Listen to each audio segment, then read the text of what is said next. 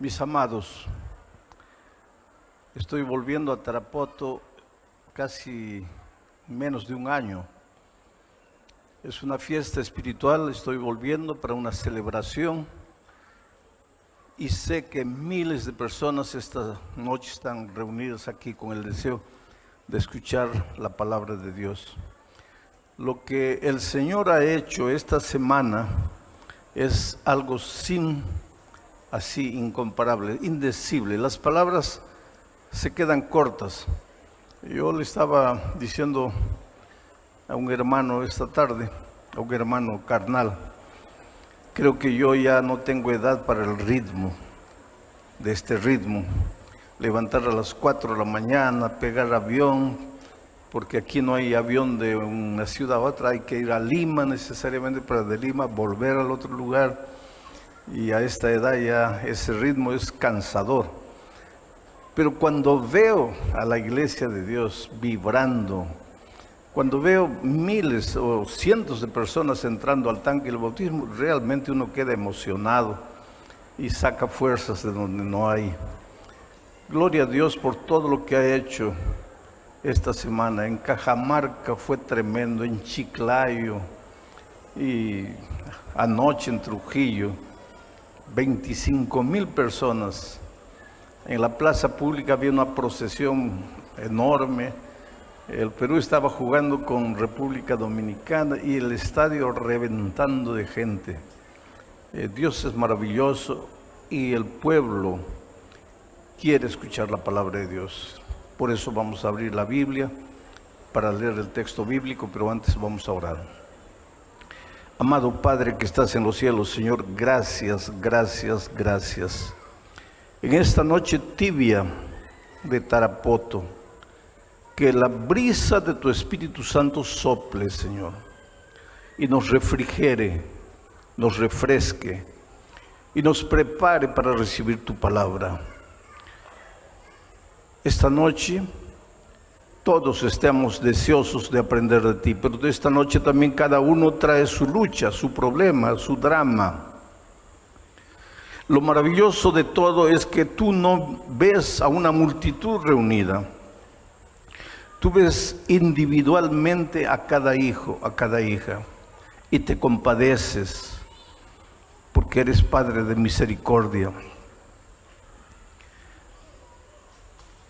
Desde el cielo contemplas nuestro peregrinaje en esta tierra de miseria, de dolor, de violencia, de desempleo, de hambre, de explotación, de injusticia. Desde el cielo contemplan tus ángeles a este mundo que sufre dolores de parto. Estamos caminando el peregrinaje de esta tierra rumbo a nuestro hogar celestial. Pero mientras ese día no llega, a veces hay lágrimas, hay enfermedad, hay muerte, hay hogares divididos, hay niños que sufren. Por favor, Señor, extiende tu brazo poderoso en dirección de cada persona esta noche y responde su oración, su clamor. Y ábrenos los ojos ahora, los ojos espirituales para comprender tu palabra en el nombre de Jesucristo. Amén. Muy bien, queridos, vamos a abrir la Biblia en el libro de Ruth. Voy a pedir que coloquen ahí, Ruth capítulo 1, versículos 15 y 16. Está en la tela, quiero que ustedes lean. Y últimamente siempre pido que coloquen el texto bíblico en la tela, porque los predicadores no venimos a predicar lo que queremos, o lo que la iglesia nos pide que prediquemos. Nuestra primera lealtad es para con Dios. Venimos a predicar lo que la palabra de Dios dice.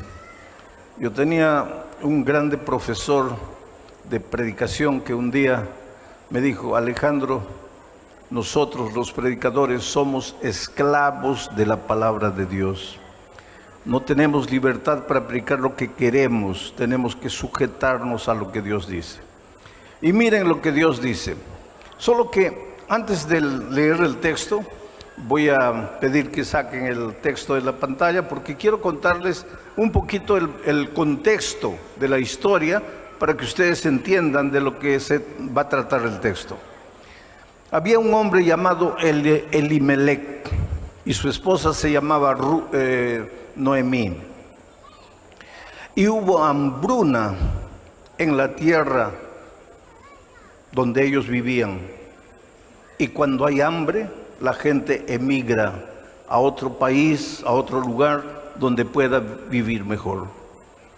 Hubo un tiempo en el pasado que muchos peruanos emigraron a Venezuela y emigraron a otros países.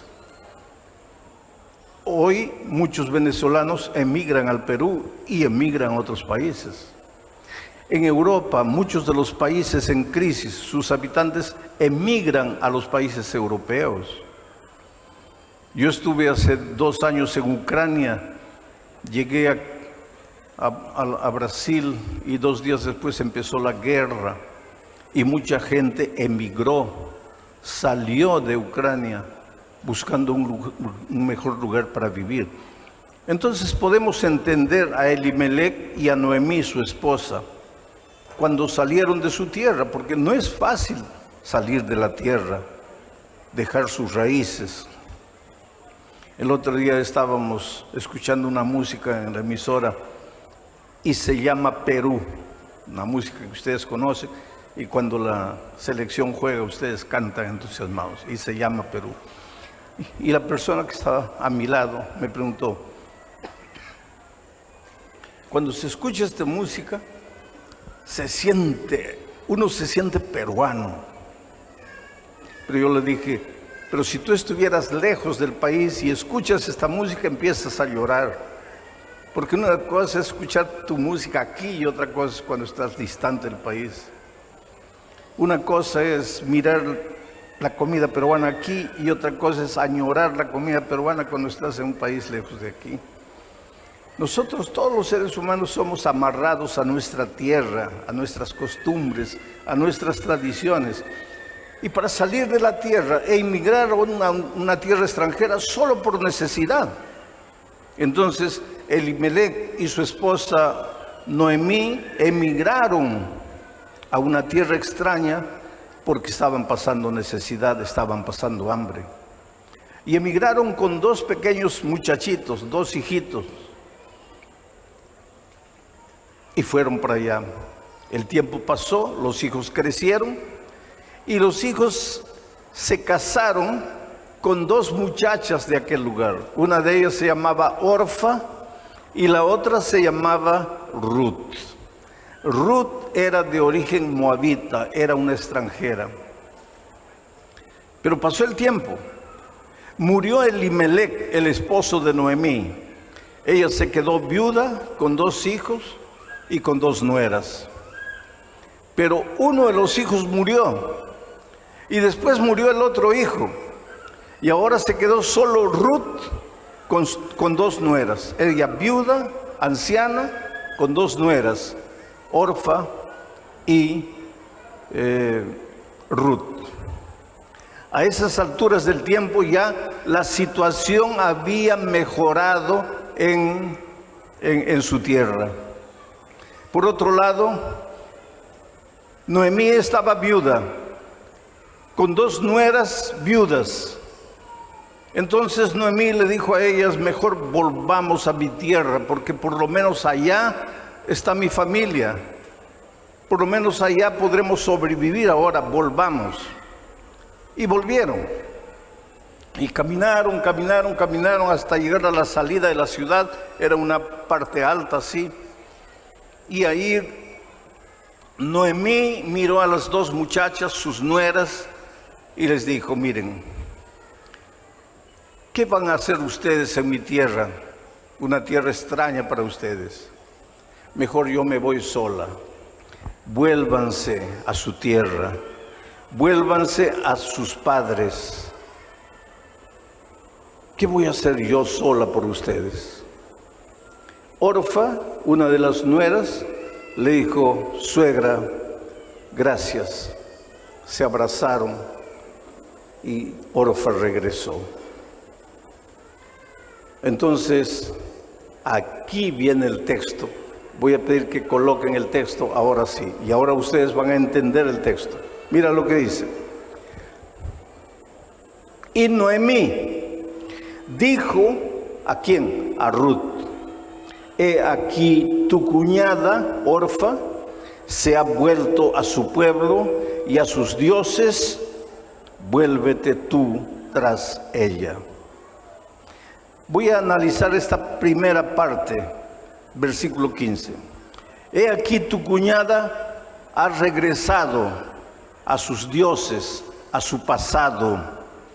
Tú también vuélvete. Tú sabes que hay mucha gente que vive añorando el pasado. El pueblo de Israel era típico en eso. Israel había sido libertado de Egipto y estaba caminando rumbo a la tierra de la libertad, pero estaba peregrinando por el desierto, y cuando había una pequeña tormenta ya comenzaban a reclamar: Moisés, ¿para qué nos sacaste de Egipto? En Egipto éramos esclavos, pero por lo menos teníamos agua. Aquí nos has traído al desierto, tenemos libertad, pero vamos a morir de sed. Y Dios les sacaba agua de la roca. Ahí faltaba comida. Moisés, en Egipto éramos esclavos, pero por lo menos teníamos comida. Nos has traído para la tierra de la libertad, pero vamos a morir de hambre. Y Dios les hacía caer maná del cielo. Ahí reclamaban: Moisés, estamos comiendo solo maná, maná, maná. En Egipto por lo menos teníamos otras comidas. Nos has traído a la tierra de libertad y nos das solo maná, maná, maná. Y Dios les mandaba codornices, y un día les mandó tantas codornices que dice que ellos comían codorniz hasta que se les salía por la nariz. ¿Por qué que el pueblo de Dios? Porque hoy día no somos nosotros, somos Israel caminando en el desierto de esta vida rumbo a nuestro hogar celestial. Pero constantemente estamos mirando para atrás, mirando para atrás, mirando para atrás. Porque para el cristiano no es fácil peregrinar en el desierto de esta vida. Muchas veces vas a perder el empleo, muchas veces vas a ser criticado, vas a ser juzgado, muchas veces tus mejores amigos te van a volver las espaldas, muchas veces te van a hacer sentir ridículo porque crees en la Biblia, porque quieres seguir a Jesús. Y en esos momentos inmediatamente, mejor me vuelvo. Y tal vez esta noche tengo la seguridad que más de uno aquí, o más de uno de los que me está oyendo en la radio, se ha vuelto para atrás, como Orfa, ha abandonado el camino, ha regresado a sus costumbres, está adorando a sus dioses. Y cuando digo dioses no me refiero a ídolos, a sus dioses, a los dioses de la carne, a los placeres. Han vuelto al cigarro, a la bebida, a las drogas, a la promiscuidad. No han sido capaces de mantenerse fieles en el camino hacia Canaán celestial. El ser humano siempre se está volviendo. Entonces, aquí encontramos en este texto un retrato de lo que nos sucede a nosotros. Voy a volver al texto ahora, al versículo 15. Por favor, regresen. Dice así: y Noemí dijo a Ruth: he aquí tu cuñada Orfa se ha vuelto a su pueblo y a sus dioses. Vuélvete tú tras ella. Ahora el versículo 16 dice: respondió Ruth. Esa frase me impresiona.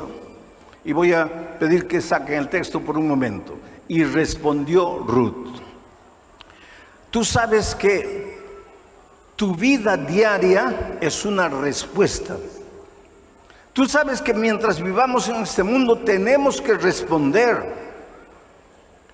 Porque hay muchas voces. En realidad hay dos voces. La voz de Dios que te llama, la voz de Dios que te invita, pero la voz del diablo disfrazado de muchas voces que también te llaman, te seducen, te ofrecen el mundo, te ofrecen placeres, te ofrecen maravillas. La voz de Dios te ofrece una cruz. Toma tu cruz y sígueme. Entre tantos placeres que el mundo te puede ofrecer y la cruz, muchos prefieren obedecer la voz del enemigo. Pero tienes que tomar una decisión, tienes que responder. Y cuando Noemí le dijo a Ruth, tu cuñada ya ha regresado, vuelve tú también. Ruth respondió. ¿Y qué es lo que respondió? Volvamos al texto. Dice, Ruth respondió, no me ruegues que te deje y me aparte de ti. No me dejes, no me pidas, no me ruegues que te deje y me aparte de ti. Voy a parar ahí para comentar. La respuesta de Ruth fue, no me pidas que te deje y me aparte de ti. Ruth le estaba respondiendo a Noemí, no me pidas que te deje y me aparte de ti. Pero yo voy a tomar las palabras de Ruth y las voy a colocar en tu boca y en la mía, dirigiéndonos a Dios. ¿Quiere decir que Dios nos ruega que nos vayamos? ¿Nos pide que le dejemos? No. Dios nos da libertad. Dios podría habernos creado como robots programados para obedecer. Máquinas listas para obedecer, pero no. Dios nos creó seres libres. Oh querido, tú eres libre para escoger el camino que tú quieras. Yo escucho muchas veces últimamente predicar un evangelio extraño. Ya han escuchado decir que Dios es amor, Dios es misericordia, y como Dios es una fuente de amor inagotable, cuando Cristo venga nadie se va a perder, todos se van a salvar, porque Dios es amor. Dios sería incapaz de quitar la vida, de destruir a sus hijos, a quienes Él creó. Entonces no te preocupes, acepta la gracia de Cristo, que todos se van a salvar. Ese es un evangelio extraño. Eso no está en la palabra de Dios. San Juan 3:16 dice, porque de tal manera amó Dios al mundo, a todos, para que todo aquel que en Él cree no se pierda. Dios ama a todos, al mundo. Dios ama a los incrédulos, a los ateos. Dios ama a los perdidos, a los perversos, a los malvados. Dios ama al mundo. Pero solo se van a salvar los que crean en Él. No todos. Pero ¿cómo Dios, siendo un Dios de amor, va a permitir que alguien se pierda? No, Dios no permite. Dios te ha dado libertad. Por eso digo que esta noche voy a poner en tus labios las palabras de Ruth a Noemí, como si fueran palabras tuyas a Dios, diciéndole, Señor, tú me has creado con libertad. Yo puedo irme a donde quiera, pero por favor, yo no puedo irme. Yo no puedo dejarte, yo no puedo abandonarte, yo no puedo apartarme de ti. ¿Y por qué? Por una simple razón. Aquí está Dios y aquí está el territorio de la bendición, el territorio del amor, el territorio de la vida abundante. Si quieres vivir una vida plena, no salgas del territorio de la vida, no te apartes de Jesús, no te vayas para afuera, porque si yo me salgo, si yo dejo el territorio de la vida, si yo me alejo de Dios, naturalmente estoy entrando en el terreno de la muerte, en el terreno de la maldición. Aquí hay dolor, aquí hay sufrimiento. Pero pastor, yo estoy en Cristo y también sufro. Claro, porque estamos peregrinando en esta tierra maldita por el pecado. Claro que aunque estés en Cristo, vas a sufrir. Solo que cuando estás lejos de Jesús, sufres y el sufrimiento te acaba, te destruye, maldices y te quitas la vida. Pero cuando estás en Cristo, el dolor puede llegar, puedes llorar, puedes sufrir, pero estás en Cristo y Él finalmente te consuela y te restaura y te levanta. Por eso es que la vida cristiana es relacionamiento con Dios, es buscar todo día a Dios, es caminar con Dios. Analiza las palabras de Ruth nuevamente en el texto bíblico. Volvamos al texto. Respondió Ruth: no me ruegues que te deje y me aparte de ti, porque a donde quiera que tú fueres, iré yo, y donde quiera que vivieres, viviré. Voy a quedarme en esa parte. A donde quiera que tú fueres, yo iré. Donde quiera que tú vivieres, yo viviré. Voy a colocar nuevamente las palabras de Ruth en tu boca, para que le digas al Señor Jesús: Señor, yo no tengo otro camino. Puede haber miles de caminos, pero para mí solo existe un camino. Yo te voy a seguir. A donde quiera que tú fueres, yo iré. Yo te seguiré. Yo andaré contigo. Yo no me apartaré de ti. Eso es lo que pensaba Enoc. Por eso Enoc caminó con Dios y Dios se lo llevó al cielo vivo. Eso es lo que pensaba David. Por eso David dijo: andaré con mi Dios en la tierra de los vivientes. Eso es lo que pensaba Noé. Por eso Noé caminó con Dios y la Biblia dice: y porque caminó con Dios fue un hombre perfecto. Eso es lo que pensaba Abraham, porque una noche el Señor se le apareció y le dijo: anda conmigo y sé perfecto. La vida cristiana es andar todos los días con Dios. Y finalmente en el cielo, Juan en Apocalipsis 14, versículo 1, él ve en el cielo a los redimidos siguiendo al Cordero por donde quiera que va. Quiere decir que si en el cielo los redimidos van a seguir a Jesús por donde quiera que va, es porque en esta tierra aprendieron a seguirlo. Porque en esta tierra le dijeron a Jesús: a donde quiera que fueres, iré yo. Ahora tú me vas a hacer una pregunta que una ancianita en algún lugar del mundo me hizo. Me dijo: pastor, yo no le entiendo. Usted dice que la vida cristiana es caminar con Dios. Dígame, ¿cómo puedo caminar con Dios si yo no lo veo? Si yo no lo puedo tocar. ¿Cómo es que voy a caminar con Dios? Fácil. Cuando tú todos los días abres la palabra de Dios para estudiar por lo menos un versículo de la Biblia y reflexionar en él.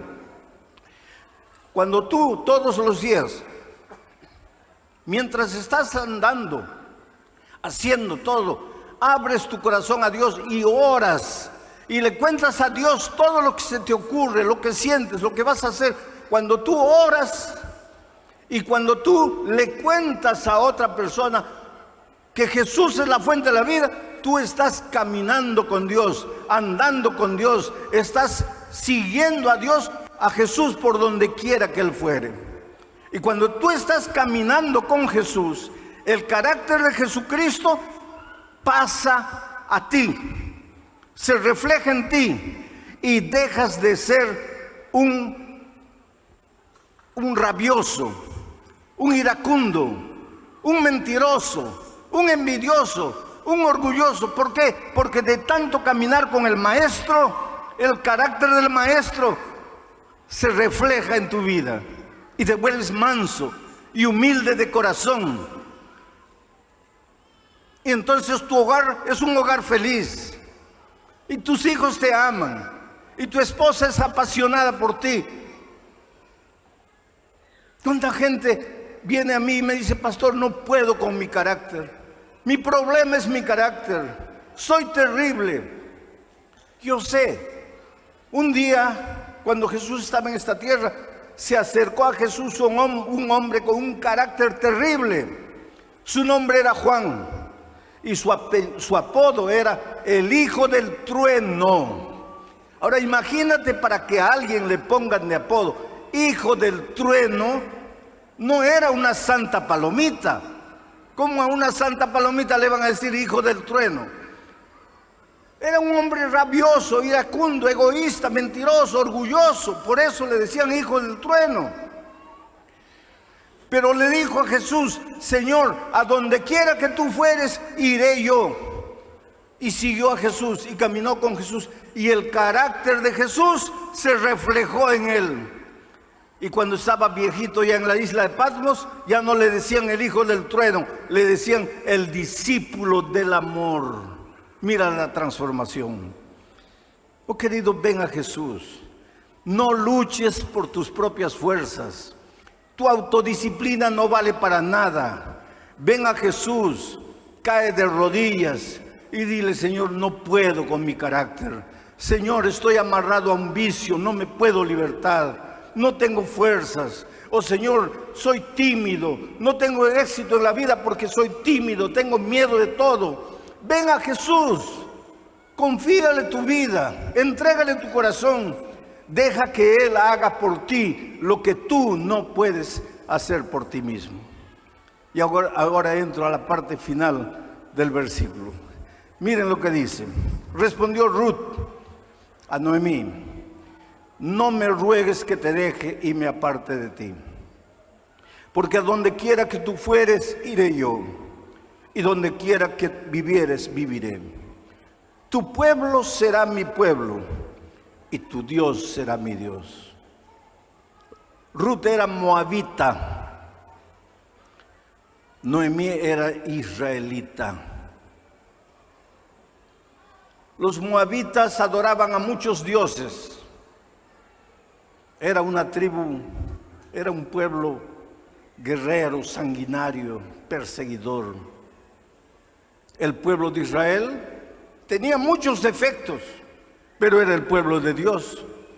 Dios lo había sacado de la esclavitud de Egipto y lo estaba llevando hacia la tierra de Canaán. Dios era el único Dios del pueblo de Israel.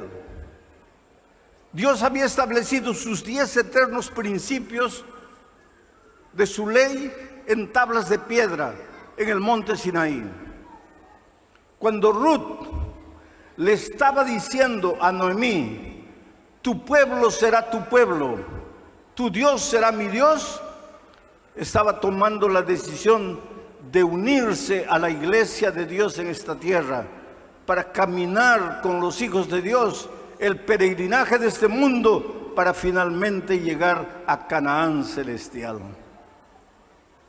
Pero ahora viene otro texto que quiero leer para que ustedes entiendan bien lo que quiere decir tu pueblo será mi pueblo, y para que ustedes entiendan lo que significa la iglesia en la vida del cristiano. Por favor, querido, no pienses que porque te bautizas y perteneces a una iglesia ya estás salvo. Nunca pienses eso. La iglesia no tiene poder para salvar a nadie. Solo Cristo y su gracia maravillosa salvan. Pero por favor, no me digas que estás salvo en Cristo si no estás en su iglesia. Y ese principio lo establece Pablo en la epístola a los Efesios. Voy a pedir que coloquen el texto. Capítulo 2, versículos 15 y 16. Dice, hablando del Señor Jesucristo, Pablo dice que Jesucristo aboliendo en su carne las enemistades, la ley de los mandamientos expresados en ordenanzas. No dice que Cristo abolió en su carne los 10 mandamientos de la ley de Dios. No dice. Dice, abolió en su carne los mandamientos expresados en ordenanzas. ¿Cuáles eran esos mandamientos expresados en ordenanzas? Todas las instrucciones relacionadas a los sacrificios de corderitos que simbolizaban a Jesús. ¿Y por qué Jesús abolió en su carne esos mandamientos de ordenanzas, de instrucciones, de sacrificios? Porque pues al venir Jesús y ser clavado en la cruz, ya no era necesario instrucciones con relación al sacrificio de corderitos, porque ya no teníamos que ofrecer sacrificio. Ahora Cristo, el Cordero de Dios, había sido sacrificado. Por eso Él abolió en su carne los mandamientos expresados en ordenanza. Sigo leyendo. ¿Y para qué todo eso? Para crear en sí, en Cristo, para crear en sí mismo de los dos un solo pueblo, un solo hombre, haciendo la paz. Sigue. Y mediante la cruz reconciliar con Dios a ambos en un solo cuerpo, matando en ella las enemistades. Quiere decir que cuando Ruth le dijo a Noemí, tu pueblo será mi pueblo, aunque Cristo no había muerto, ella se estaba proyectando al futuro, a la promesa de Dios, porque dice el texto bíblico que acabo de leer, que Jesucristo fue clavado en la cruz del Calvario para unir moabitas e israelitas, para que no hayan pueblos divididos, para que haya un solo pueblo espiritual, una sola iglesia. Pero esa iglesia es la iglesia de Dios en la medida que esa iglesia tenga a Cristo como el centro de su mensaje. Cristo la base, Cristo el principio, Cristo el medio y Cristo el fin. ¿Y por qué? Porque sin Cristo no somos nada, porque sin Jesús no podemos hacer nada. Pero con Cristo, oh querido, con Cristo la vida cambia. En Río de Janeiro, un millonario dueño de una red de tiendas de ropa fue secuestrado. Permaneció 2 meses secuestrado. Los secuestradores pedían $2 millones para devolverlo. La familia no podía reunir esa cantidad de dinero, inclusive porque los secuestradores querían $2 millones, pero en billetes de $20. ¿Dónde iban a encontrar eso? Entonces, como pasó un mes y la familia no podía juntar el dinero, ellos le cortaron una oreja y mandaron una oreja para los familiares. El secuestrado solo logró durante los 2 meses del encierro, por una rendija, logró ver el rostro de un hombre moreno con una cicatriz en la cara. Fue al único que reconoció. Y ese rostro se le quedó marcado. Durante 2 meses fue maltratado, fue humillado. No le daban permiso para ir al baño, sucio en sus ropas. Le daban pizza para comer en esa situación deplorable. Fue una situación terrible. Finalmente hicieron los arreglos, entregaron el dinero y él fue abandonado en una carretera solitaria. La policía vino, lo llevaron a un hospital, la familia lo abrazó, pero él nunca más volvió a ser el mismo. Taciturno, no sonreía, nunca quiso contar nada para la policía. Por más que le preguntaban, parecía un zombi, un hombre sin alma, sin alegría de vivir. Después de unos meses en casa, comenzó a salir a la calle. Ya no le interesaban los negocios, la cadena de tiendas de ropa, nada. Los hijos cuidaban de todo. Pero él salía y desaparecía, nadie sabía. Aparecía a las 11 de la noche, a las 10 de la noche, volvía a la casa. ¿Dónde había andado? Nadie sabía. La esposa pagó un detective particular para seguirlo, para ver qué hacía, para ver a dónde iba. La esposa pensaba que él tenía otra mujer, pero no era verdad. El detective un día trajo el reporte y dijo, es un misterio, porque su esposo sale y camina por la calle mirando a todas las personas. Entra a los bares, se sienta, pide agua y se queda mirando a las personas. Después sale, entra un ómnibus se sienta y observa a las personas, entra al tren, después se baja, solo anda y observa a las personas, pero no hace nada, no habla con nadie. ¿Qué misterio era ese? Él, lo único que recordaba era el rostro moreno con la cara cortada del único secuestrador que él logró ver, porque todos los otros estaban encapuchados. Un día, este hombre estaba a las 6 de la tarde, cuando la gente estaba saliendo del trabajo, parado en una esquina, en un bar, tomando agua, y de repente casi cae al suelo, porque ahí sentado en el bar, ve al moreno de la cara cortada. El corazón casi se le salió por la boca, pensó, me va a reconocer, y se escondió. Pero después lo empezó a seguir. El moreno tomó un ómnibus, él tomó el mismo ómnibus y fue atrás. Después de unas horas de viaje, el moreno saltó, él también saltó. Lo siguió. El moreno entró a una casa de 2 pisos de color amarillo y no salió. Entonces él dedujo, esa es la casa donde él vive. Al día siguiente volvió. Había unos muchachitos jugando en la calle, se acercó a ellos, les dio dinero. Les dijo, ¿ustedes saben quién vive en esa casa? Y ellos le dieron el nombre. Con ese nombre en la mano, ese hombre buscó a un equipo de matadores, sicarios, matadores de alquiler, y les ofreció mucho dinero. Les dijo, pero lo único que yo tengo es a este hombre, este es el nombre, vive en tal calle.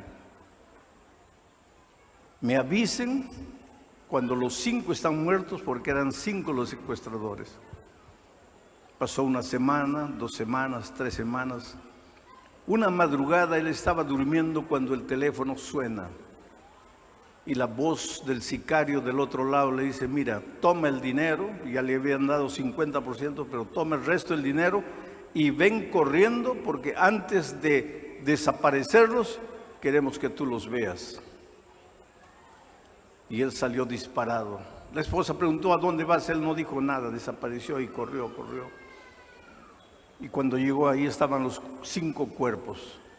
Y el sicario con una linterna en la mano le dijo, mira, míralos bien. Esos son los 5 que te secuestraron.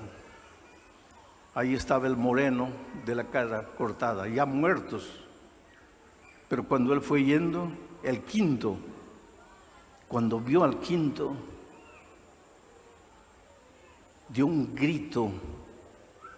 Y le dijo el sicario, te has equivocado, este no, este es mi mejor amigo, este es el que ayudó a mi familia en las transacciones con los secuestradores. No, te has equivocado. Y el sicario le dijo, no, yo no me equivoqué, ese es el jefe de la cuadrilla, tu mejor amigo. A las 10 de la mañana la familia de él fue avisada. Él se había chocado contra un árbol y cuando despertó estaba loco, estaba enloquecido. Tuvieron que llevarlo a un manicomio y en ese manicomio permaneció 2 años. En las noches de luna salía desnudo a la orilla de la piscina y aullaba como un lobo, loco, completamente desequilibrado. Pero ese hospital tenía un capellán, un pastor. Y ese pastor se acercaba, tratando de hacerlo hablar. Él no hablaba nada, él nunca decía nada. Él solo se quedaba en un rincón y lloraba, y lloraba. Y en las noches aullaba y gritaba. Un hombre con la vida completamente destrozada. Y un día el pastor capellán pensó, este hombre carga una culpa terrible en la vida. Y le comenzó a leer una historia bíblica de perdón,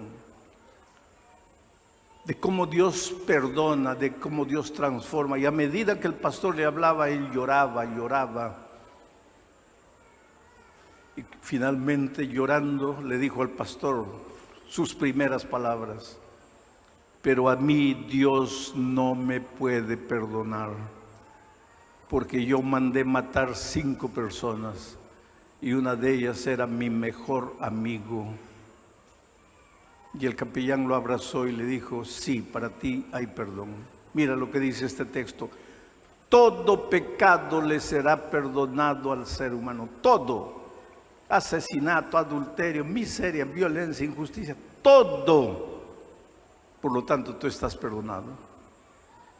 El hombre se abrazó al pastor y lloró, oraron. Y a partir de él, ese hombre empezó a estudiar la Biblia. Y a medida que estudiaba la Biblia, iba quedando lúcido. Y cada vez que la familia iba a visitarlo, lo encontraba más lúcido y lúcido y lúcido. Hasta que un día el director de la clínica de recuperación le dijo a la familia: llévenselo, ya está sano, ya está bien. El hombre abrió la Biblia, hoy le entregó la vida a Cristo, hoy tiene paz en su corazón y hoy sale buscando otras personas para hablar del Señor Jesucristo. No importa quién eres ni cómo has vivido, no importa lo que has hecho o lo que estás haciendo, Dios tiene poder para transformar tu vida. Yo siempre digo que tú eres lo más precioso que Dios tiene en este mundo. Él te conoce, Él sabe tus luchas, tus dolores, tus traumas, los complejos que cargas desde tu niñez. No hay nada oculto a sus ojos y Él te ama como eres. ¿Cuántas veces personas me dicen: pastor, a mí Dios no me puede aceptar porque yo soy la peor miseria de la vida? No importa lo que eres, ni importa cómo te sientes. Ven a Jesús, entrégale tu vida. Dile: Señor, yo no quiero apartarme de ti. Señor, tu pueblo será mi pueblo. Yo quiero que tú seas mi Dios. Dile: Señor, a donde quiera que tú fueres, yo iré. Yo te seguiré. Orfa decidió volver. Ruth decidió unirse al pueblo de Dios. Y Ruth llegó a ser ancestral del Señor Jesucristo por la decisión que tomó. Hoy es tu oportunidad. Yo te voy a hacer una invitación esta noche. Quiero hacer una oración especial por ti aquí adelante. Entonces, esta invitación es para aquellos que ya han estudiado la Biblia y que tal vez ya pueden bautizarse, pero que todavía no habían tomado su decisión de decirle a Dios: tu pueblo será mi pueblo, pero hoy quieren decirle. Pero también esta invitación es para aquellos que tal vez no conocen aún la Biblia, pero quieren entregarle su corazón al Señor Jesús y decirle: mira, Señor, hasta aquí nada ha dado resultado en mi vida, pero yo creo en ti y yo decido seguirte. Yo quiero caminar contigo, quiero caminar contigo, quiero caminar contigo, quiero caminar contigo, quiero caminar contigo.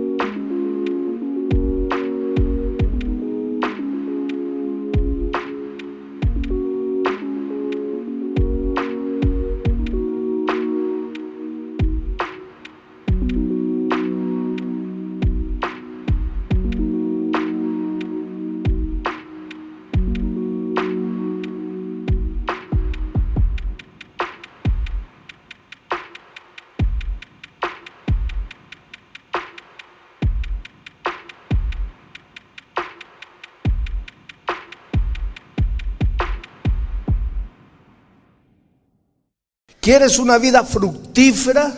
¿Quieres una vida abundante? ¿Quieres una vida exuberante? ¿Quieres una vida plena? Permanece en Cristo. El asunto es que no entendemos qué quiere decir permanecer en Cristo. ¿Qué es permanecer en Cristo?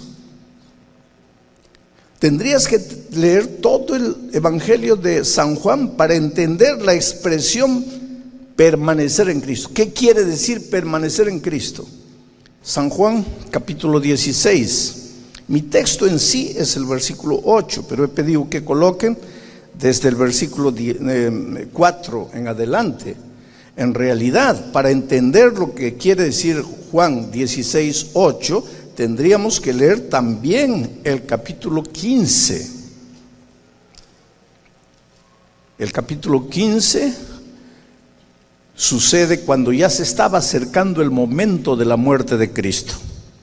Ya se estaban dirigiendo Jesús y sus discípulos hacia el Calvario. Y entonces pasaron una tarde, medianoche, así pasaron por las chacras de los plantíos de uvas, y Jesús les dio la gran ilustración de la vid y les dijo: permaneced en mí y yo permaneceré en ustedes. Así como el ramo, el pámpano no puede llevar frutos si no permanece en la vid, vosotros también nunca llevaréis frutos si no permanecéis en mí. Yo soy la vid, dijo Jesús, ustedes los pámpanos. El que permanece en mí y yo en él, ese lleva mucho fruto. Y con esas palabras Jesús nos dio el secreto de una vida victoriosa. ¿Quieres una vida fructífera? ¿Quieres una vida abundante? ¿Quieres una vida exuberante? ¿Quieres una vida plena? Permanece en Cristo. El asunto es que no entendemos qué quiere decir permanecer en Cristo.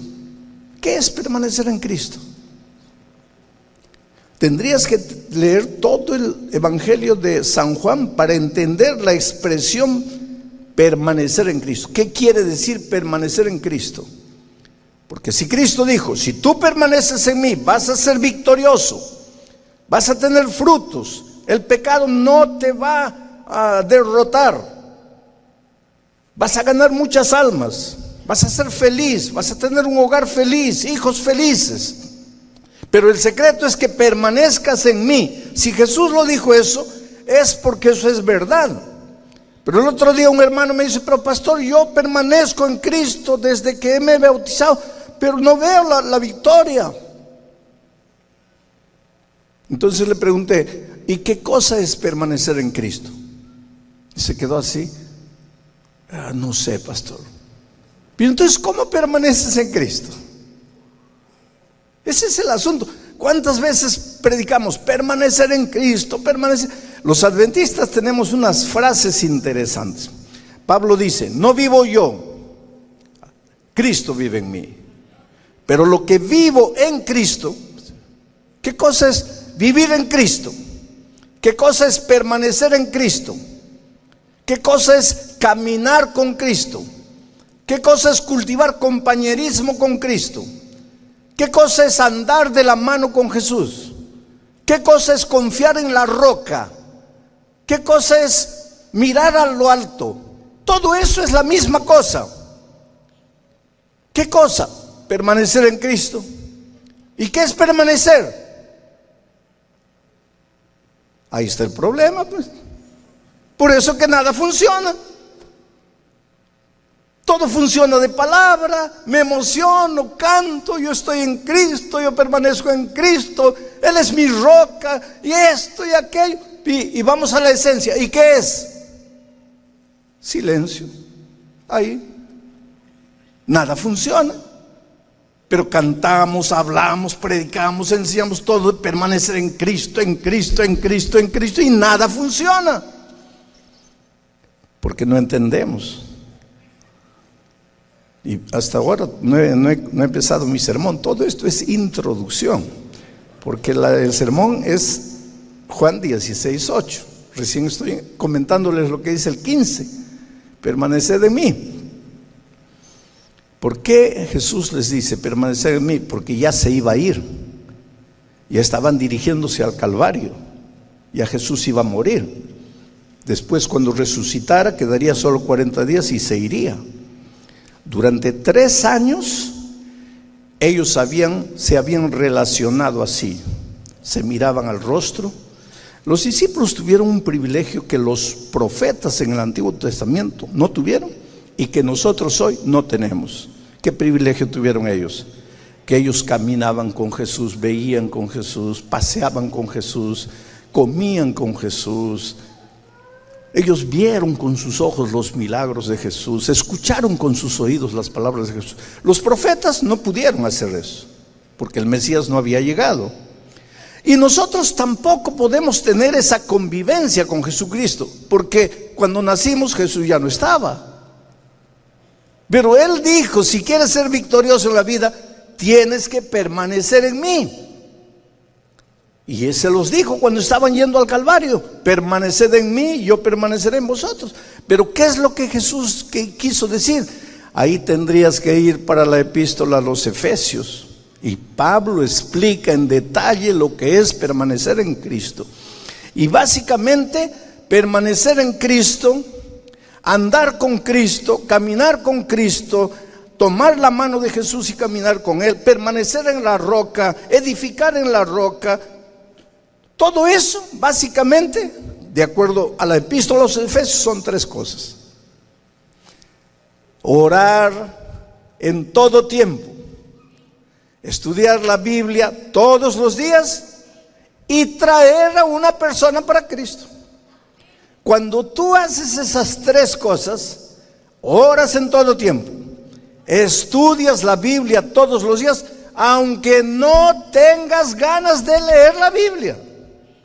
Y cuando vas y buscas a una persona y la traes a Jesús, cuando haces esas 3 cosas, estás permaneciendo en Cristo, estás edificando en la roca, estás viviendo en Cristo, estás caminando con Él, estás andando de la mano con Jesús.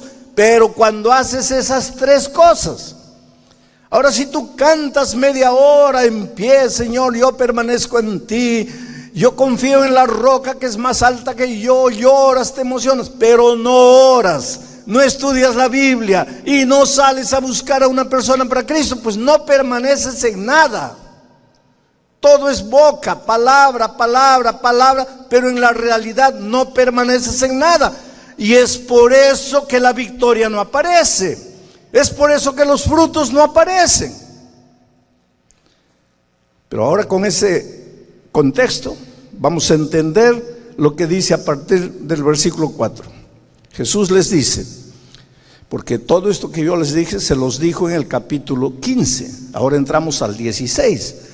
En el versículo 4 les dice a sus discípulos: mas os he dicho estas cosas para que cuando llegue la hora. ¿A qué se está refiriendo ahí cuando dice para que cuando llegue la hora? ¿A qué hora se está refiriendo? Que me vaya, para que cuando llegue la hora, para que cuando yo me vaya, os acordéis de que ya os lo había dicho. Mira cómo el maestro dice: les estoy diciendo ahora, para que cuando yo me vaya, ustedes se recuerden lo que yo les he dicho cuando estaba con ustedes. Y sigue diciendo: esto no os lo dije al principio, porque yo estaba con vosotros. ¿Para qué necesitaba hablarles de qué significa permanecer en Cristo, andar en Cristo? ¿Para qué necesitaba hablarles del Espíritu Santo si yo estaba con ustedes? No necesitaba. Siguiente versículo, porque es del 4, después viene el 5, ahí. Pero ahora, miren, voy al que me envió. Está hablando de su ida. Pero ahora voy al que me envió, y ninguno de ustedes me pregunta: ¿a dónde vas? Versículo 6. Antes, porque os he dicho estas cosas, tristeza ha llenado vuestro corazón. ¿Por qué? Porque les he dicho que me voy. Pero ¿por qué tienen que entristecerse? Si ya les he dicho que me voy, pero no me voy. Ahí los discípulos se quedan medio confundidos. ¿Cómo es? ¿Te vas o no te vas? Y Jesús le dice, me voy, pero no me voy. Pero Señor, explícame mejor, ¿te vas o no te vas? Y ahí viene el versículo 7 y dice, pero yo os digo la verdad. Os conviene que yo me vaya, porque si no me fuere, el Consolador, ¿quién es el Consolador? Él ya lo explicó en el capítulo 14. El Consolador no vendrá a vosotros, mas si me fuere, os lo enviaré. Miren, hasta aquí lo que Jesús está diciendo. Ustedes son pocos, y como ustedes son pocos, yo puedo estar con ustedes, yo puedo caminar con ustedes, yo puedo ir, yo puedo venir. Pero es que mi iglesia, que son ustedes son la base de mi iglesia, no se van a quedar para siempre este grupito pequeño. El evangelio va a ser predicado, la iglesia se va a esparcir por el mundo. ¿Y cómo podré yo estar al mismo tiempo con mis hijos en Ocean City, y al mismo tiempo con mis hijos en la China, y al mismo tiempo con mis hijos en el África, y al mismo tiempo con los hijos de Alemania? No podré, porque estoy con mi cuerpo físico. Entonces es necesario que yo me vaya para que venga el Espíritu Santo, que despojado de cuerpo sí pueda estar en todos los lugares al mismo tiempo. Pero el Espíritu Santo soy yo, porque mi Padre, yo y el Espíritu uno solo somos. Y entonces les explica ahora el versículo 8. Y cuando Él viniere, ¿de quién está hablando? Del Consolador, del Espíritu Santo. Y cuando Él viniere, os convencerá de pecado, de justicia y de juicio. O sea, Jesús les está explicando lo que va a suceder cuando llegue el Espíritu Santo.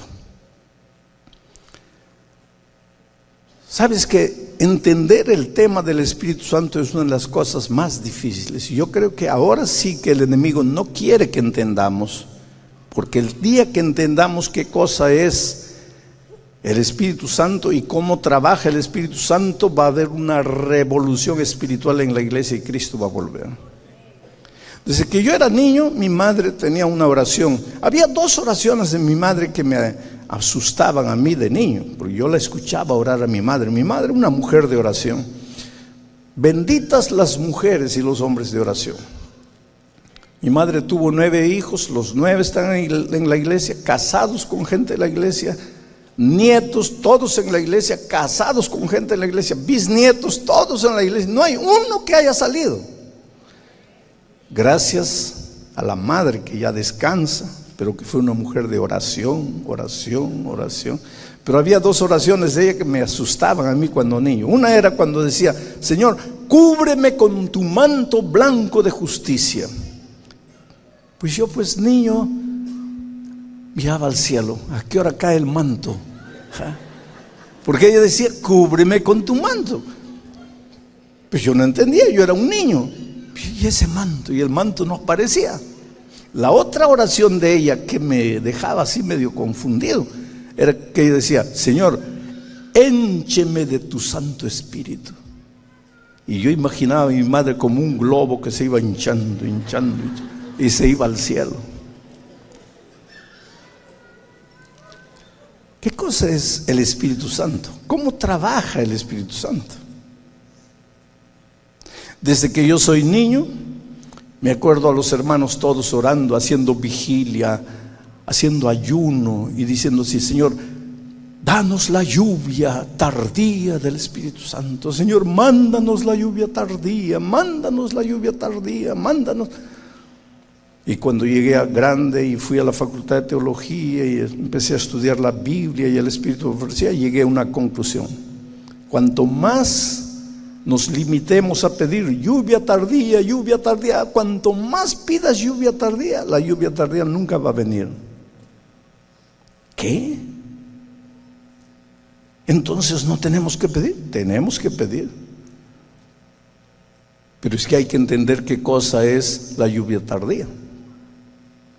Y voy a hacer un ejemplo para que ustedes entiendan. Vamos a hablar de la construcción de un edificio. La lluvia tardía es el acabado del edificio. La pintura, las lámparas. Esa es la lluvia tardía, el trabajo final, el acabado. Pero antes del acabado tiene que ser hecho el otro trabajo: la edificación, las columnas, las paredes, lámparas, la energía eléctrica, todo eso es el acabado. En el Espíritu Santo, la lluvia tardía es el acabado y la lluvia temprana es la edificación de las paredes, de las columnas. Vamos a decir que yo llamo a un especialista en construcción, le muestro un terreno baldío y le digo: por favor construya, por favor hágame el acabado aquí de este edificio. Y el constructor me va a mirar medio extraño. ¿Acabado dónde? Aquí, en este edificio. Pero ¿cómo le voy a hacer acabado si no hay nada? Cuando tú le dices a Dios: Señor, mándame la lluvia tardía, le estás diciendo: hágame el acabado. Pero ¿dónde te va a hacer el acabado? Primero te tiene que dar la lluvia temprana. No te atrevas a pedirle la lluvia tardía si no le has pedido la lluvia temprana. Pero entonces ahí viene la confusión. Muchos dicen: pero pastor, la lluvia temprana ya cayó en el Pentecostés. Es que ahí está la confusión. Cuando hablamos del Espíritu Santo, tenemos que hablar del Espíritu Santo en la historia de la iglesia. Y hablando de la historia de la iglesia, la lluvia temprana ya vino en el tiempo de Pentecostés, y la lluvia tardía vendrá en nuestros días. Eso es en la historia de la iglesia. Pero tú no eres historia, tú eres experiencia, tú eres gente, tú eres ser humano. Entonces, en tu vida, para que la lluvia tardía pueda venir, primero tiene que venir la lluvia temprana. Pero ya vino en el Pentecostés, es para los tiempos de ellos. Pero en tu experiencia no vino. En tu experiencia la lluvia tardía solo va a venir si primero viene la lluvia temprana. Pastor, no le estoy entendiendo bien. ¿Y qué es la lluvia temprana? Pues ahí está la descripción de la lluvia temprana. Cuando Él viniere, cuando el Espíritu Santo venga, lo primero que hará en tu vida es convencerte de pecado, de justicia y de juicio. El primer trabajo que el Espíritu Santo hace en tu vida es convencerte de pecado. Después te va a dar la lluvia tardía, que es el poder, la fuerza que necesitas para vivir y para terminar la predicación del Evangelio. Pero el poder es la lluvia tardía. El convencer del pecado es la lluvia temprana. Ahora, ¿sabes cuál es nuestra tragedia? Todos queremos el poder de la lluvia tardía, pero nadie quiere el convencer de pecado. ¿Por qué? Porque el Espíritu Santo te habla, pero tú no le haces caso. Ahora volvemos a Juan 15. Mira, ¿qué cosa? Jesús y sus discípulos andaban mirándose cuerpo a cuerpo. Pero Él dijo: yo me voy, ahora ustedes se quedan, pero yo no los voy a dejar. Ustedes van a andar con mi Espíritu Santo. ¿Y qué cosa es andar con el Espíritu Santo? Orar en todo tiempo, estudiar la palabra todos los días y traer una persona para Cristo. Porque a través de su palabra, ¿te acuerdas que ese versículo que dice: entonces oirás atrás de ti, palabra que dirá qué cosa. Este es el camino, andan en él. A ver, mira atrás de ti, ¿quién está? El otro hermano, pero no está hablando de eso.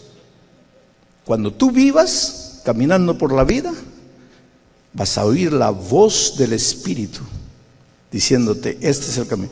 Te estás metiendo a un lugar a donde no debe entrar un cristiano, ahí el Espíritu te va a decir, epa, ¿a dónde estás? ¿A dónde estás yendo? ¿A dónde estás yendo?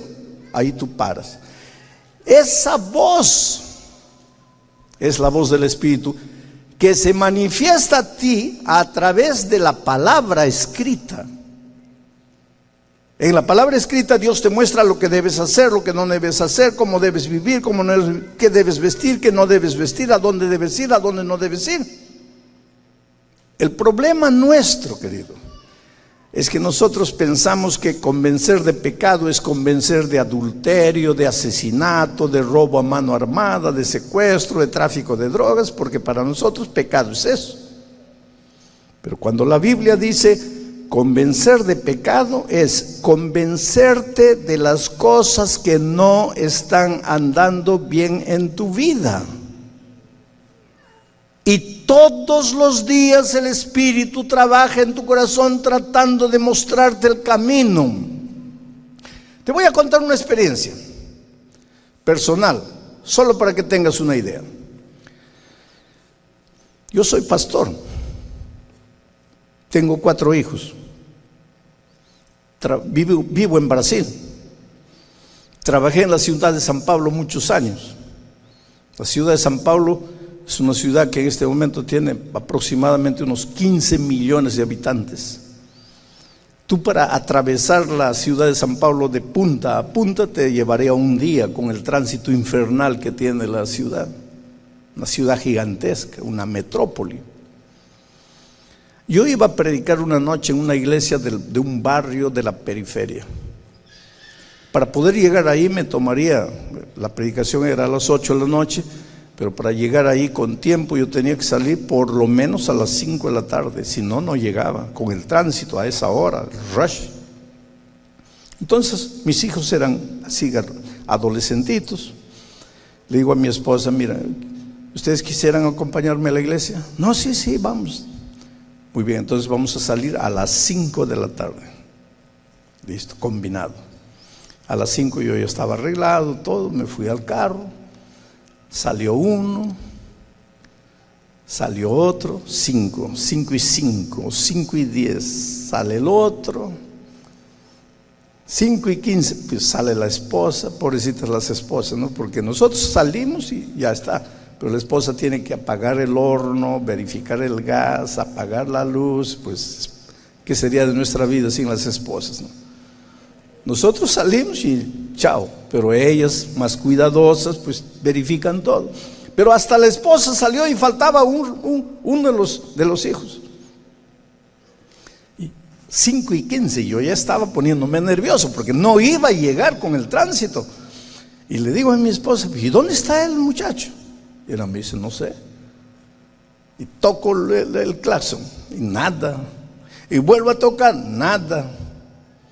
5 y 20 ya pues dejé el carro y entré al cuarto. ¿Qué está haciendo ese muchacho? ¿Dónde está? Voy a llegar tarde, ya estaba nervioso. Porque yo creo que una característica de todo buen cristiano es puntualidad. Y quiero llegar temprano, yo soy el pastor, voy a predicar, tengo que llegar temprano. Y cuando entro al cuarto, nosotros teníamos un espejo grandazo ahí en la pared. Él sin camisa, 4 camisas en la cama, y él combinando, a ver esta camisa, ¿cuál es la que combina mejor con el pantalón? Esta, se sacaba, se probaba. El papá desesperado para atravesar la ciudad y llegar a tiempo a la predicación, y él probando camisa. Ahora, yo no le dije nada, yo nunca fui de esos de agredir así, nada, pero agarré la primera camisa que estaba a mi mano, que por coincidencia era la que menos combinaba con el pantalón. Se la coloqué en la mano y dije, hijo, es esta, y va a ser en el carro porque ya no tenemos tiempo. Y los hijos saben cuándo no es momento de discutir con el papá. Y él salió rapidito, avergonzado, entró al carro y agarramos el tránsito infernal de la ciudad de San Pablo. Y ahí los semáforos y esto, y de repente miro por el retrovisor y el pobre estaba llorando atrás. Y entonces ahí viene, mira, el Espíritu Santo. El Espíritu Santo trabaja con esa voz dulce, suave, bajita, pero insistente, persistente. Ahí viene el Espíritu y me dice, pídele perdón. Pero ahí pues el bullón natural, allá en Perú le decimos el indio, en Alemania le dicen el alemán,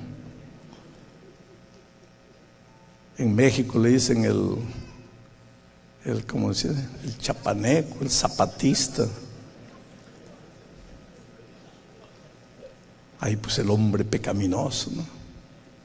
Comienzo a discutir. Esa vocecita que dice pídele perdón, ¿es la voz de quién? Del Espíritu Santo. ¿Para qué sirve el Espíritu Santo? Para convencer de pecado. Pero ¿qué pasa conmigo? Comienzo a discutir con la voz del Espíritu, porque le digo, ¿por qué tengo que pedirle perdón? Yo no le he hecho nada. A final de cuentas, ¿quién está equivocado? ¿Él que está probando camisa o yo que voy a predicar? ¿Quién está? A ver, dime, ¿quién está equivocado? Pero con el Espíritu no se discute, porque el Espíritu viene y dice, tú puedes argumentar lo que quieras, pero tu hijo está llorando. Y si está llorando, has hecho algo que no debías hacer. Pídele perdón. ¿Pero por qué? Si yo le pido perdón, se va a acostumbrar y me va a hacer llegar siempre tarde.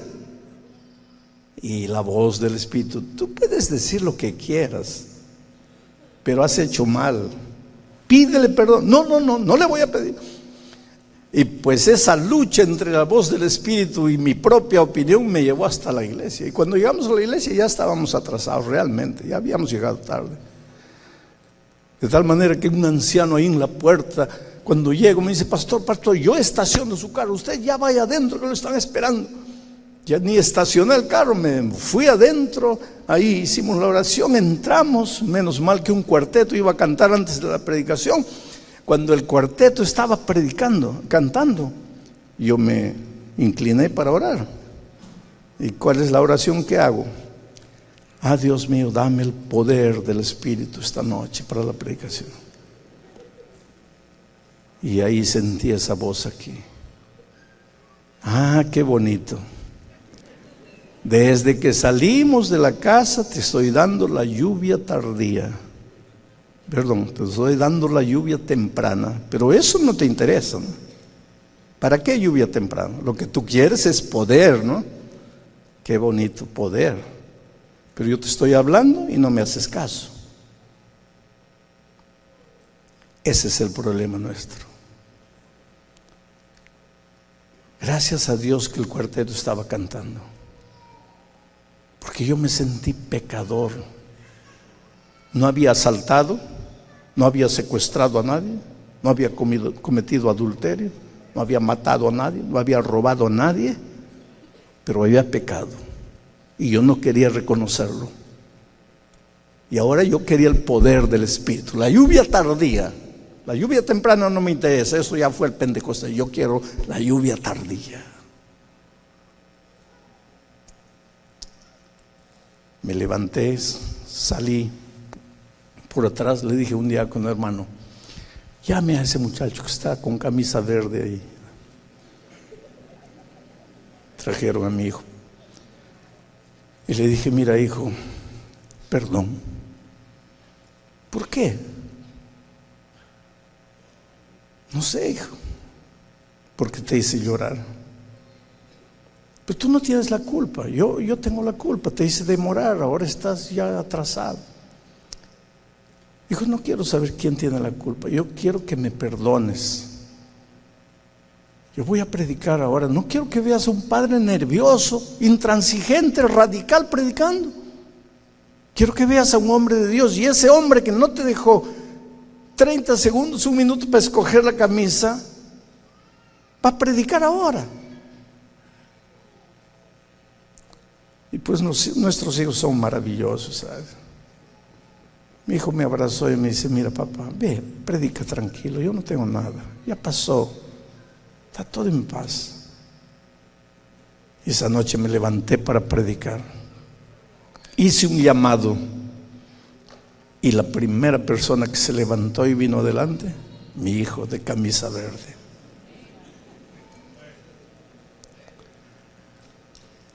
Sí, mi hermano, amén. Pero cuando peleas con la esposa y llega la noche y tú te acuestas mirando al oriente y ella mirando al occidente, y el Espíritu viene y le dice: pídele perdón. Y tú le dices: ¿por qué? Ella gastó más de lo que tenía que gastar. Ahí el pobre espíritu se va donde ella. Mira, ya vi que él no te va a pedir perdón, pídele tú. ¿Por qué? Yo no hice nada, fue él que me gritó. Ahí el pobre espíritu vuelve: oye, ella no quiere, pídele tú. No, yo no, ella se va a acostumbrar. Ahí el pobre espíritu: mira, él no quiere, ve tú. No, yo no. Al día siguiente, sábado, vienes a la iglesia y los dos arrodillados: Señor, mándanos la lluvia tardía del Espíritu. ¿Qué lluvia tardía quieres? La lluvia tardía es una consecuencia, es un resultado, es el acabamento, el acabado. Pero la lluvia temprana quiere edificar, construir el edificio, y tú no dejas.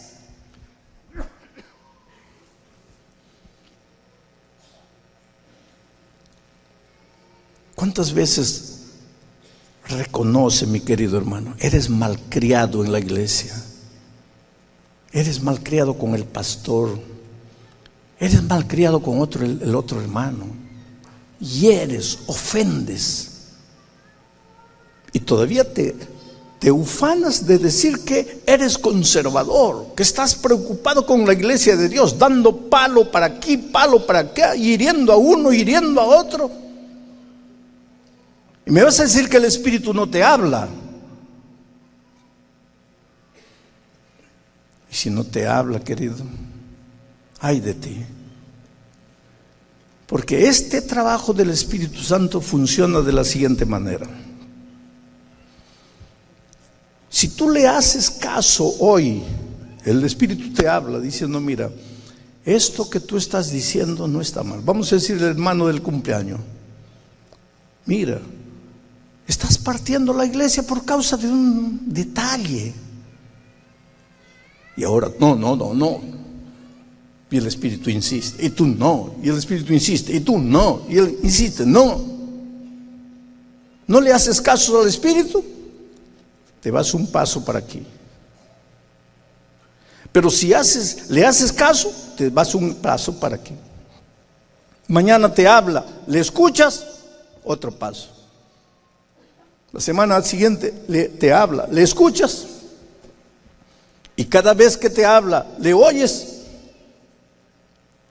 ¿A dónde estás yendo? A la lluvia tardía del Espíritu Santo. Ahí estás yendo.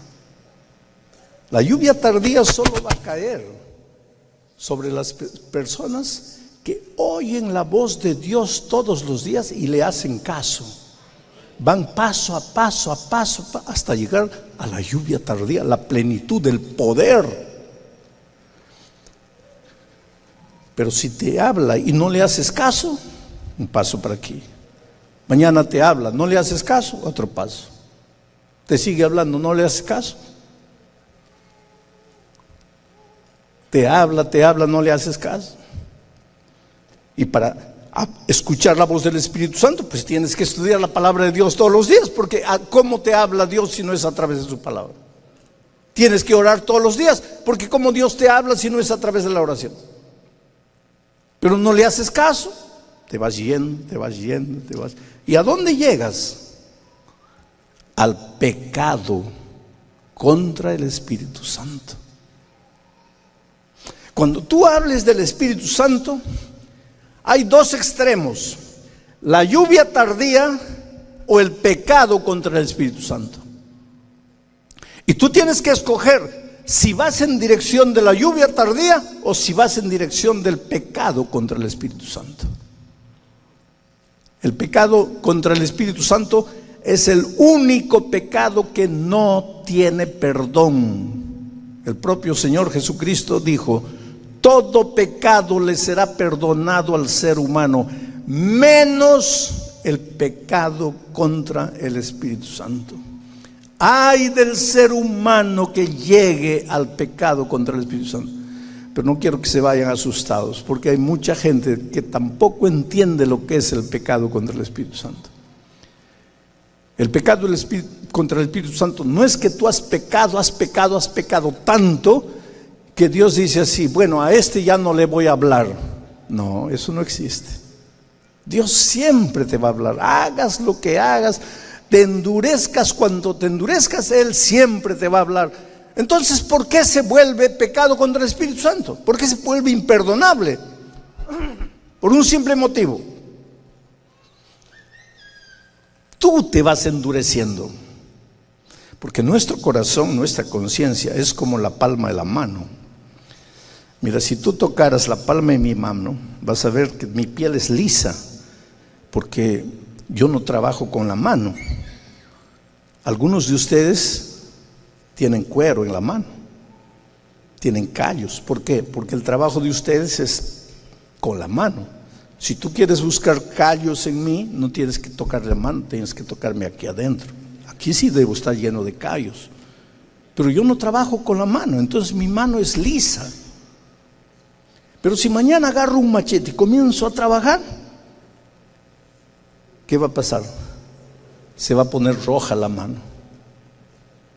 Y si paro ahí, normal, mañana sigue normal. Pero si yo, a pesar del dolor, sigo dándole, ¿qué va a pasar? Se va a formar, ¿qué cosa? Ampolla.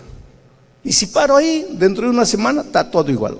Pero si no paro y sigo dándole, la ampolla va a reventar y va a sangrar y va a doler. Si paro por ahí, dentro de un mes, mano fina de nuevo. Pero si no paro, sigo dándole, después de sangrar, de reventarse, comienza a aparecer otra piel. Pero ya no es una piel lisa, es una piel dura, que se llama callo. Una mano encallecida, una mano que no siente más dolor. Igualito es el corazón humano. Dios te habla, estás yendo para aquí, para el pecado, Dios te habla, ¿le haces caso? Tu corazón está sensible a la voz de Dios. ¿No le haces caso? Ampolla espiritual. ¿Le sigues dando? Revienta la ampolla. ¿Le sigues dando? Sangra. ¿Le sigues dando? Comienza a aparecer el callo espiritual. Y llega un momento en que cruzas la línea, llegas a un punto, no que Dios no te habla más, porque Él nunca te va a dejar de hablar. Llega al punto en que tú ya no oyes más. No es que Dios no te habla, tú no oyes, ya tú te endureciste. Es como el que tiene la mano llena de callos, puede golpear, ya no le sale ampolla, porque ya la mano se endureció. Aquí llegaste al pecado que no tiene perdón. ¿Y por qué no tiene perdón? No porque Dios no quiera perdonarte, porque Él siempre te va a perdonar. Entonces, ¿por qué no tiene perdón? Porque para que Dios te pueda perdonar, ¿qué tienes que hacer tú? Tienes que pedir perdón. Pero el que llegó aquí, ese ya no siente dolor. ¿De qué me van a perdonar? Entonces él entra a la iglesia, escucha el sermón, sale del sermón, todo normal. Está viviendo en pecado, no siente. Está haciendo cosas malas, no siente. ¿Por qué? Porque se endureció. No es que Dios lo dejó, que Dios lo abandonó. Él se vino a un punto de donde Dios ya no lo puede llamar más. Él no escucha. Dios lo llama, pero él no escucha. Ahora esta noche aquí entre ustedes, algunos se están preguntando, Dios mío, ¿será que yo cometí el pecado contra el Espíritu Santo? Y yo te respondo, si estás escuchando en este momento una vocecita en tu corazón, si tú estás sintiendo así, ay Dios mío, ¿será que yo de tanto pecar me estoy endureciendo? Si te preocupas así, es porque todavía no has cometido el pecado contra el Espíritu Santo. Porque si hubieras cometido, ya no sentirías eso que estás sintiendo. Si estás sintiendo, es que Dios todavía te habla. Pero si sigues así, vas a llegar al punto en que Dios se va a seguir hablando, pero tú ya no vas a oír. Te voy a contar una historia. Yo trabajé en la selva, entre los indios de la tribu Ashaninka, la tribu Campa, allá en mi país. Y pues caminaban noches, días ahí por la selva. Entonces los indios un día me dijeron, mire pastor, si un día usted se pierde en la selva y no logra encontrar el camino y tiene que pasar la noche en la selva, no hay problema, pero cuando usted ya calcula que no va a llegar, antes que se oscurezca, busque leña, ramos secos, hojas secas, y busque un nido de un pajarito y haga una fogata. Porque cuando usted tiene fuego en medio de la selva, primero, tiene el calor del fuego. Segundo, el fuego y el humo ahuyentan los mosquitos, va a poder descansar tranquilo. Y tercero, el fuego ahuyenta las fieras, las serpientes, te está seguro. El fuego es su seguridad. Entonces, si tiene que pasar una noche en la selva, haga fuego, haga una fogata y duerma ahí. Y una noche me sucedió eso. Y entonces fui buscando leña, ramas secas, hojas, amontonando ahí para mi fogata. Un nido. ¿Por qué un nido de pajarito? Porque los pajaritos construyen su nido con un material que es un material inflamable, es el material más fácil de agarrar fuego. Entonces tú agarras el núcleo del fuego con eso, le echas una hojita, un palito chiquito, otra hojita, otro palito chiquito, una rama mayor, otra rama mayor, otro tronco mayor, tienes el fuego. Entonces un día tuve que hacer eso y no había problema. Saqué mi mochila y busqué el fósforo, que siempre cargaba mi fósforo. Pero sucede que esa noche, ese día, había sudado tanto y con el sudor la tela de la mochila se mojó. Y cuando agarré el fósforo estaba húmedo. Entonces cuando llegué, junté todo el material, llegó el momento de prender. Primer palito, se apagó, no funcionaba. Segundo, fui usando todos los palitos y ninguno funcionaba. Me quedaba 3, me comenzó a asustar. Porque si estos 3 no me funcionaban, ¿cómo iba a pasar la noche en la selva oscura? Tú nunca has pasado, tú no tienes idea de lo que es pasar una noche en la selva. Hice una oración y comencé. El tercero se perdió. El segundo se perdió. Y me quedaba el último. Y ahora, de ese palito dependía o mi seguridad esa noche o mi desesperación esa noche. Ese era mi palito salvador.